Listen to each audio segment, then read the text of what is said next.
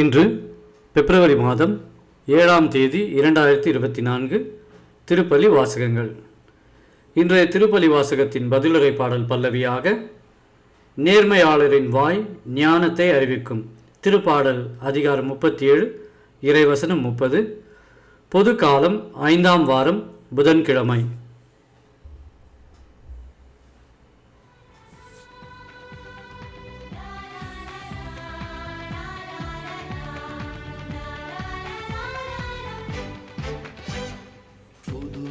பிறந்தது பாடுங்கள், புது மலர் மலர்ந்தது வாருங்கள். புது நாள் பிறந்தது பாடுங்கள், புது மலர் மலர்ந்தது வாருங்கள். புது வாழ்வு பெறுகின்ற நாள் இதுவே, புது வழி இறை மொழி தினம் நடப்போம். வாருங்கள்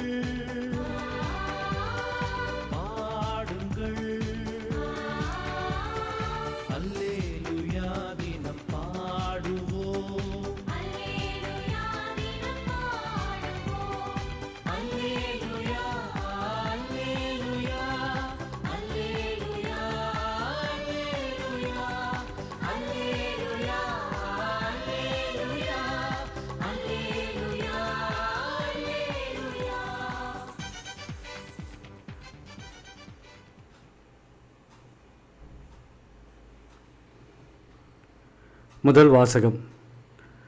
அரசர்கள் முதல் நூலிலிருந்து வாசகம். அதிகாரம் 10 இறைவசனம் 1 முதல் 10. சேபா நாட்டு அரசி சாலமோனின் ஞானத்தை பற்றி கேள்வியுற்றார்.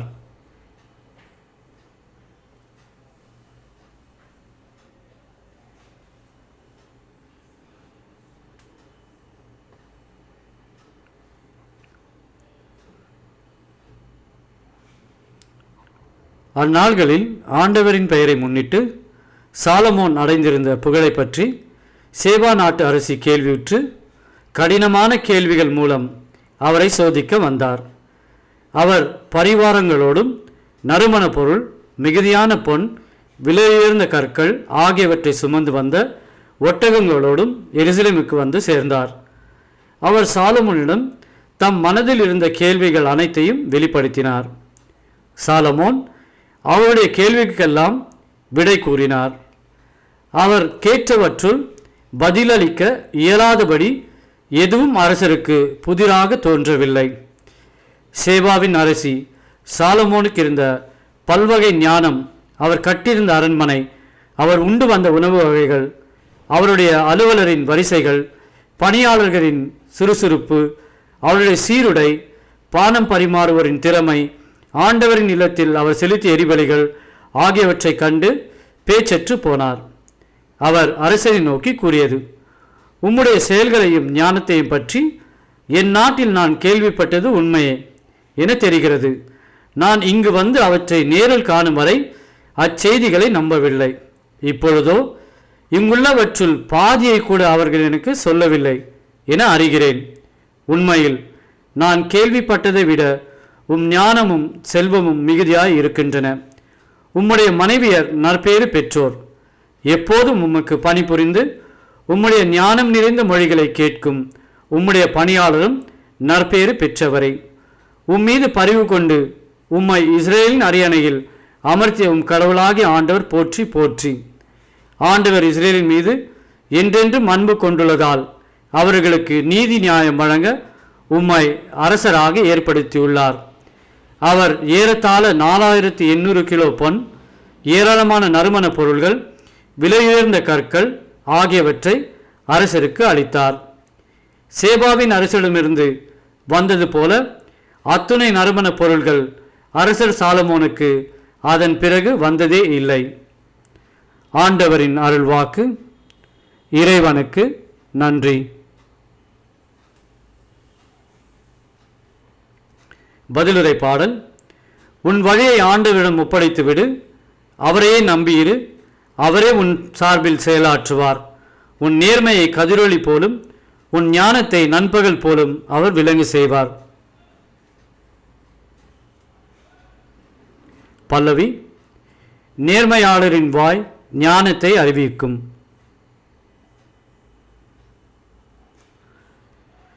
நேர்மையாளரின் வாய் ஞானத்தை அறிவிக்கும். அவர்கள் நீதி நெறியை எடுத்துரைக்கும். கடவுளின் திருச்சட்டம் அவர்களது உள்ளத்தில் இருக்கின்றது. அவர்களின் கால்கள் சறுக்குவதில்லை.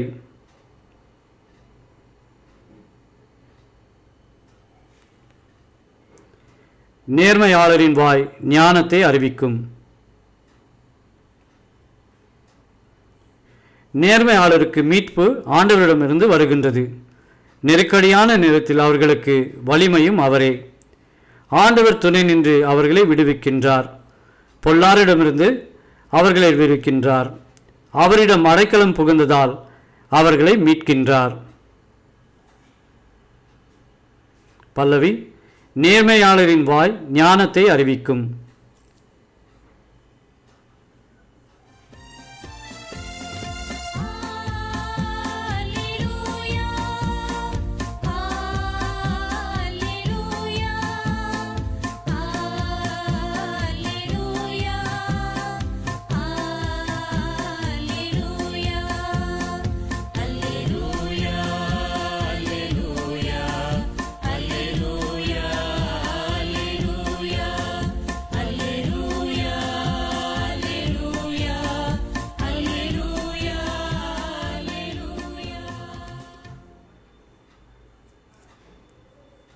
ஆண்டவரே, உண்மையினால் அவர்களை உமக்கு அர்ப்பணமாக்கி அருளும்.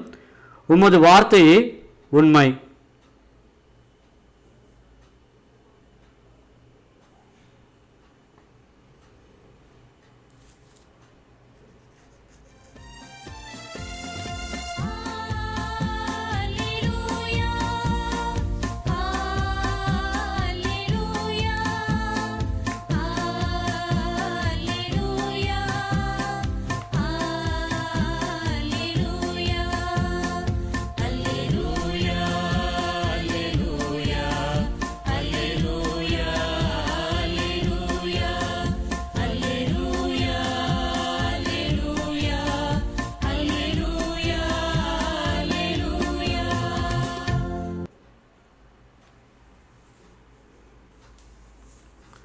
நற்செய்தி வாசகம். மனிதரின் உள்ளத்திலிருந்தே வருவதே அவரை தீட்டுப்படுத்தும். மார்க் எழுதிய தூய நற்செய்தியிலிருந்து வாசகம். அதிகாரம் 7, இறைவசனம் 14 முதல் 23 வரை.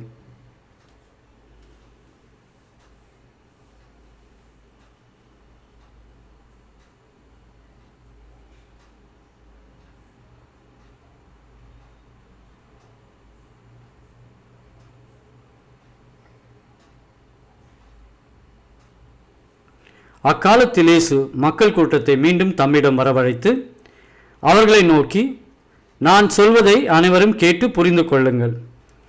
வெளியே இருந்து மனிதர்க்குள்ளே சென்று அவர்களை தீட்டுப்படுத்தக்கூடியது ஒன்றுமில்லை. மனிதருக்கு உள்ளே இருந்து வெளியே வருபவையே அவர்களை தீட்டுப்படுத்தும். கேட்க செவியுள்ளோர் கேட்கட்டும் என்று கூறினார். அவர் மக்கள் கூட்டத்தை விட்டு வீட்டிற்குள் வந்தபோது அவருடைய சீடர் அவரிடம் இந்த ஊமை பற்றி கேட்க அவர் அவர்களிடம், நீங்களுமா இந்த அளவுக்கு புரிந்து கொள்ளாமல் இருக்கிறீர்கள்? வெளியே இருந்து மனிதர்க்குள்ளே செல்லும் எதுவும் அவர்களை தீட்டுப்படுத்த முடியாது என உங்களுக்கு தெரியாதா? ஏனென்றால் அது அவர்களுடைய உள்ளத்தில் நுழையாமல் வயிற்றுக்கு சென்று கழிப்பிடத்திற்கு போய்விடுகிறது என்றார். இவ்வாறு அவர் எல்லா உணவுப் பொருள்களும் தூயன என்று குறிப்பிட்டார். மேலும் மனிதருக்கு உள்ளே இருந்து வருவதே அவர்களை தீட்டுப்படுத்தும். ஏனெனில் மனித உள்ளத்திலிருந்தே பரத்தமை, களவு, கொலை, விபச்சாரம், பேராசை, தீச்செயல், வஞ்சகம், காமவெறி, பொறாமை, பழிப்புரை, செருக்கு, மதிக்கேடு ஆகியவற்றை செய்ய தூண்டும். தீய எண்ணங்கள் வெளிவருகின்றன. தீயவனாகிய இவை அனைத்தும் உள்ளத்திலிருந்தே வந்து மனிதரை தீட்டுப்படுத்துகின்றன என்றார். ஆண்டவரின் அருள்வாக்கு. கிறிஸ்துவே, உமக்கு புகழ்.